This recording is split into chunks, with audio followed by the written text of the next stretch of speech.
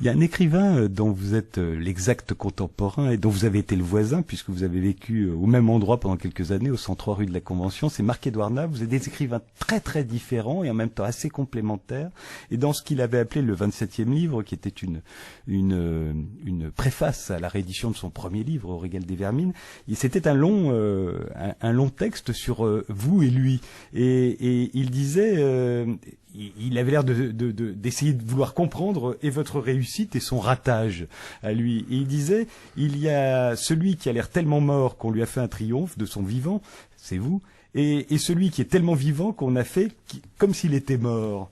Et puis il disait, en fait, ce sont les gens qui sont morts, il parle des lecteurs là, qui ont envie de quelqu'un qui leur répercute leur morbidité.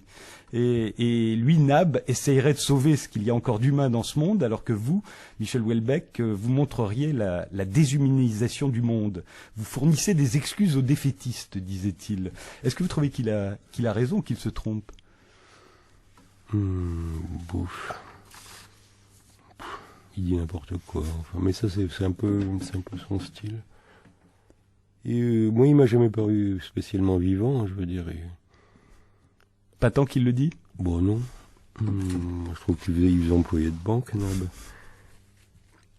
Est-ce qu'il y a des écrivains qui vous semblent vivants? Ou dès l'instant où on écrit, au fond, on se glace? Quand je le voyais passer, avec sa petite serviette, c'est ça, le monstre antisémite. Enfin, j'étais super déçu, quoi.